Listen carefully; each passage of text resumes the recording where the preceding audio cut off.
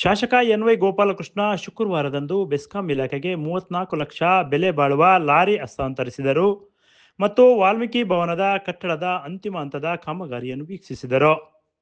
ಬೆಸ್ಕಾಂ ಇಲಾಖೆಯಿಂದ ಮೊಳಕಾಲ್ಮೂರು ಬೆಸ್ಕಾಂ ಉಪವಿಭಾಗ ಕಚೇರಿಗೆ ನೂತನ ಲಾರಿಯ ವಾಹನವನ್ನು ಪಟ್ಟಣದ ಬೆಸ್ಕಾಂ ಕಚೇರಿ ಆವರಣದಲ್ಲಿ ಹಸ್ತಾಂತರಿಸಿದರು. 34 ಲಕ್ಷ ರೂಪಾಯಿ ಬೆಲೆ ಬಾಳುವ ಈ ವಾಹನವು ಬೆಸ್ಕಾಂ ಇಲಾಖೆಯ ಟ್ರಾನ್ಸ್ಫಾರ್ಮರ್, ವಿದ್ಯುತ್ ವೈರುಗಳು ಮತ್ತು ವಿದ್ಯುತ್ ಕಂಬಗಳು ಸೇರಿದಂತೆ ಬೃಹತ್ ಪ್ರಮಾಣ ಸಾಮಗ್ರಿಗಳನ್ನು ಹೊತ್ತೊಯ್ಯುವ ಲಾರಿ ಇದಾಗಿದೆ. ಇದರಿಂದ ಬೆಸ್ಕಾಂ ಇಲಾಖೆಗೆ ಬೇರೆಡೆಗೆ ವಿದ್ಯುತ್ ಸಾಮಗ್ರಿಗಳನ್ನು ಸಾಗಿಸಲು ಅನುಕೂಲವಾಗುತ್ತದೆ.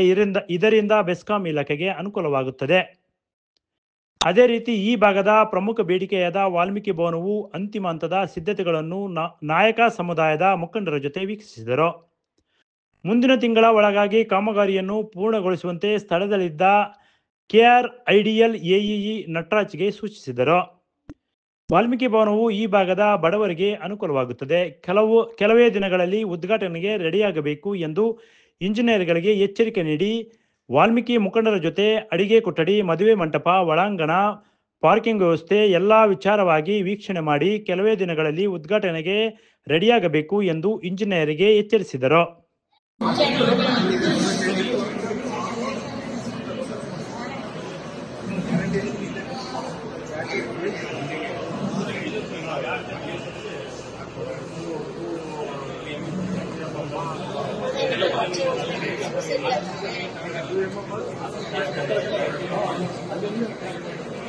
ಈ ಸಂದರ್ಭದಲ್ಲಿ ತಹಸೀಲ್ದಾರ್ ಟಿ. ಜಗದೀಶ್, ಬೆಸ್ಕಾಂ ಇಂಜಿನಿಯರ್ಗಳು ಮತ್ತು ಬೆಸ್ಕಾಂ ಸಿಬ್ಬಂದಿ, ಬೆಸ್ಕಾಂ ಗುತ್ತಿಗೆದಾರರಾದ ಜಬ್ಬರ್, ಗುತ್ತಿಗೆದಾರರು ಮತ್ತು ಪಟ್ಟಣ ಪಂಚಾಯಿತಿ ಸದಸ್ಯರಾದ ಎಸ್. ಖಾದರ್, ಗುತ್ತಿಗೆದಾರರಾದ ನಾಗಸಮುದ್ರ ಗೋವಿಂದಪ್ಪ, ನಾಮನಿರ್ದೇಶನ ಸದಸ್ಯರಾದ ಜಿ. ಪ್ರಕಾಶ್, ಪಟ್ಟಣ ಪಂಚಾಯಿತಿ ಅಧ್ಯಕ್ಷರು, ಸರ್ವ ಸದಸ್ಯರು, ಮುಖ್ಯಾಧಿಕಾರಿ ಶ್ರೀ ವಾಲ್ಮೀಕಿ ಮುಖಂಡರಾದ ಪಟೇಲ್ಜಿ ಪಾಪನಾಯಕ್, ಜಗಳೂರಯ್ಯ, ದೇವಯ್ಯ, ಮಾರನಾಯಕ್, ಪ್ರೇಮ್ ಸುಧಾ ದೇವಯ್ಯ, ಸತ್ಯನಾರಾಯಣ, ಕಾಂಗ್ರೆಸ್ ಮುಖಂಡರಾದ ಯರ್ಜನಹಳ್ಳಿ ನಾಗರಾಜ್, ಬಿಟಿ ನಾಗಭೂಷಣ್, ಓಬಣ್ಣ, ದೇವದಾಸ್ ಇನ್ನೂ ಹಲವರು ಉಪಸ್ಥಿತರಿದ್ದರು.